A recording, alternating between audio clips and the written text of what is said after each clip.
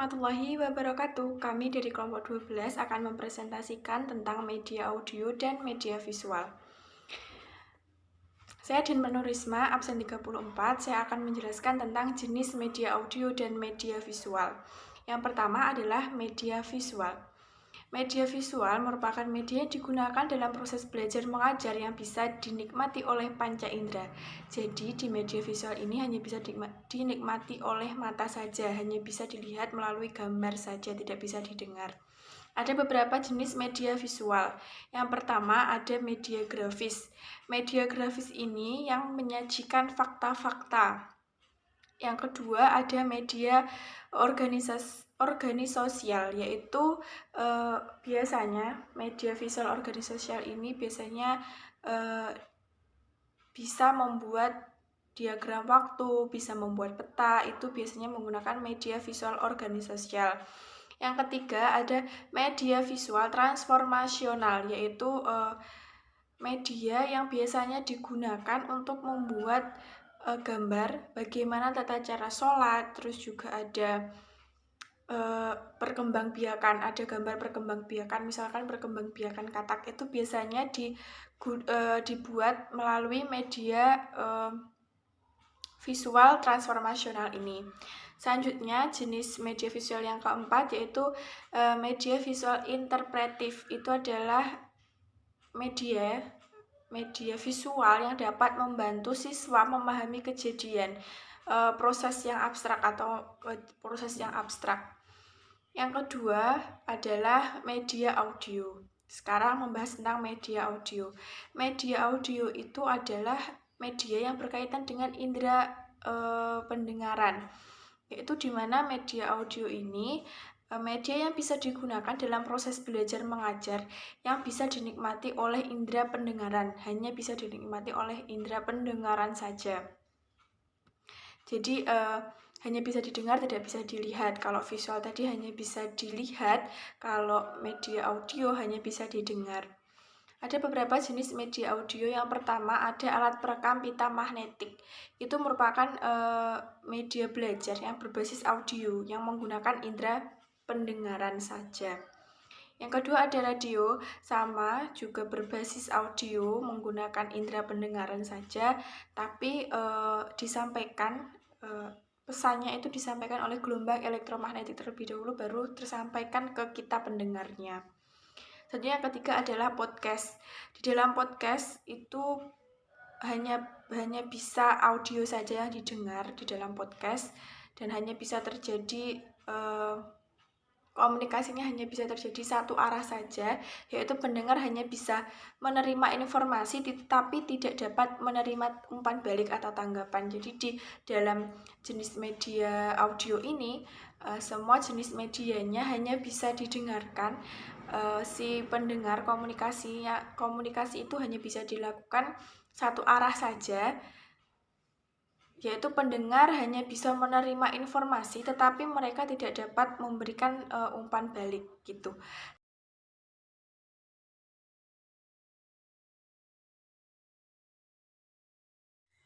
Oke, kali ini kita akan membahas mengenai petunjuk penulisan naskah media audio. Nah, sebelumnya perkenalkan saya Putri Afida Amin. Saya akan menyampaikan mengenai materi tersebut. Nah, naskah dalam Kamus Bahasa Indonesia diartikan sebagai karangan yang masih ditulis oleh tangan. Nah, pada zaman dahulu, naskah merupakan semua dokumen yang ditulis oleh tangan manusia, baik dalam kertas, kulit kayu, maupun rotan. Nah, sedangkan media audio adalah salah satu media atau alat perantara yang digunakan untuk menyampaikan suatu pesan yang dapat didengar atau yang berhubungan dengan pendengaran. Nah, format audio yang dapat disajikan adalah seperti suara manusia, musik, dan lain-lain. Kemudian, format audio yang dapat disajikan adalah suara manusia, musik, lagu atau vokal, atau sound effect. Nah, dalam media audio merupakan penyampaian pesan atau informasi melalui media bunyi. Nah, dalam hal tersebut, media audio dapat dikemas menjadi beberapa format sajian. Yang pertama, dialog atau diskusi. Format ini menyajikan dua orang atau lebih yang memiliki kedudukan yang sama, membicarakan suatu tema yang berisi mata pelajaran. Yang kedua, yaitu tentang tutorial. Nah, ciri khas dari format ini adalah di dalamnya terlibat dua pihak, yaitu siswa yang diberi bimbingan dan tutor yang memberikan bimbingan. Nah, yang ketiga yaitu magazine. Artinya informasi yang disajikan pada program audio jenis magazine atau lebih banyak dan lebih bervariasi. Nah, dengan ini kita tahu bahwa format penyajian dari media audio sendiri terdapat menjadi 3, yaitu tentang yang pertama dialog, yang kedua tutorial, yang ketiga magazine. Nah, karena media audio menggunakan bunyi, maka untuk menghindari kebosanan atau kejenuhan dari pendengar, diperlukan adanya program media audio seperti musik tema, musik latar, dan lain-lain. Nah, gunanya dari adanya musik-musik tersebut adalah untuk meminimalisir kebosanan atau kejenuhan dari para pendengar. Perkenalkan, nama saya Fitri Nur Alimah. Saya akan melanjutkan penjelasan dari teman saya, yaitu hal-hal yang dapat diperhatikan ketika membuat program media audio dalam drama, yaitu musik smash. Apa itu musik smash? Musik smash adalah musik yang digunakan untuk membuat kejutan atau tekanan dalam audio. Musik ini digunakan dengan singkat, tetapi pada saat yang tepat. Dalam menulis naskah media audio memerlukan beberapa teknik yang harus diketahui oleh penulis naskah. Yang pertama, announcer. Apa itu announcer? Yaitu pihak yang memberikan informasi tentang suatu acara yang akan disampaikan. Dengan kata lain, yang berfungsi untuk membuka sebuah program audio. Yang kedua, narator. Apa itu narator? Narator hampir sama dengan announcer. Perbedaannya, kalau narator ini sudah berada dalam program tersebut. Yang ketiga adalah musik. Musik perlu dituliskan dalam naskah yang menunjukkan bahwa pada adegan tersebut perlu disisipkan musik yang sesuai. Yang keempat adalah sound effects. Apa itu sound effects? Sound effects adalah suara-suara yang terdapat dalam program audio untuk mendukung terciptanya suasana atau situasi tertentu. Sound effect dapat berupa suara alamiah atau sengaja dibuat dengan manipulasi tertentu. Yang kelima, fade in the fade out adalah simbol yang berarti bahwa pada adegan tersebut musik secara perlahan, dan jika musik sedang berjalan maka hilangnya pun secara perlahan. Yang keenam, off mic. Apa itu off mic? Situasi di mana suara ditimbulkan seolah-olah dari kejauhan. Untuk menimbulkan efek ini, sumber suara harus menjauhi mic. Yang ketujuh, in, up, down, under, out. Simbol ini menjelaskan bahwa musik masuk secara perlahan, kemudian naik. Setelah musik naik secara optimal, maka kembali turun secara cepat. Kemudian musik perlahan rendah dan terus bertahan rendah selama beberapa menit sampai akhirnya musik perlahan menghilang.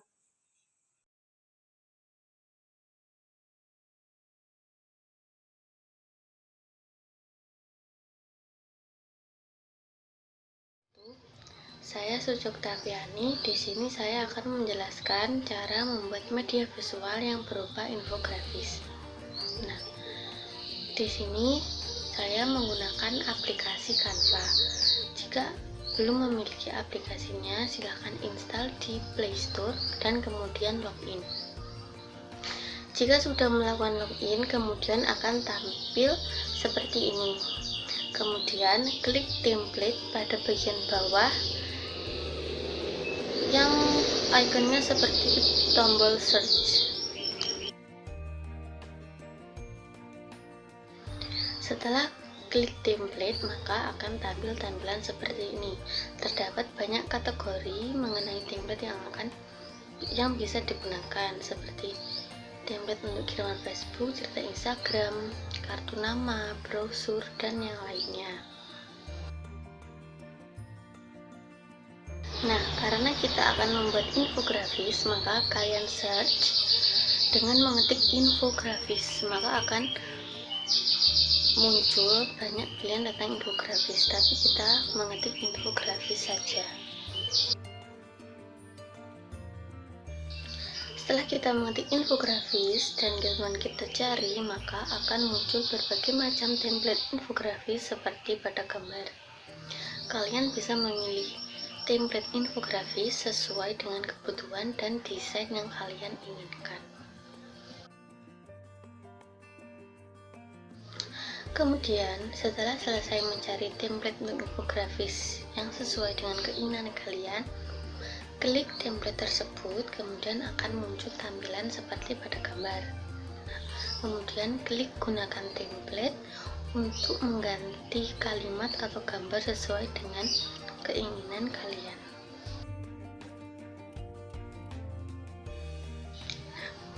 Setelah klik gunakan template, maka akan muncul tampilan seperti pada gambar. Klik pada tulisan yang ingin kalian ganti, kemudian akan muncul kotak di sekelilingnya, dan kemudian klik sunting untuk mengganti kalimat tersebut.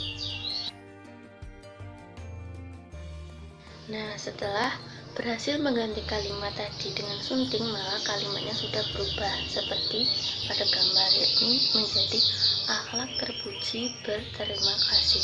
Begitu juga untuk kalimat yang lainnya. Kalian tinggal klik kata tersebut, kemudian sunting, dan tinggal mengetik kalimat yang baru.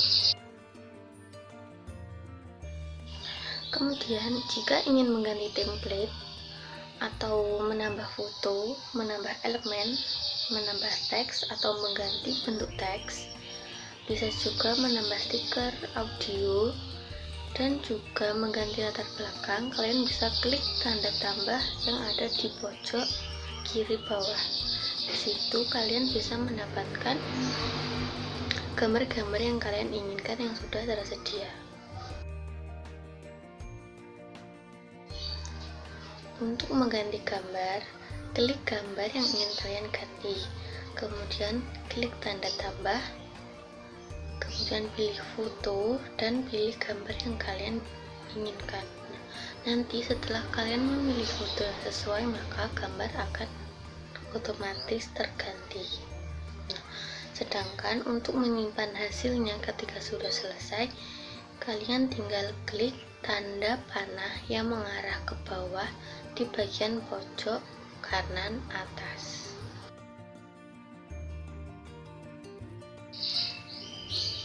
Sekarang infografis yang kita buat sudah selesai. Gambar di samping merupakan hasil pembuatan infografis menggunakan aplikasi Canva.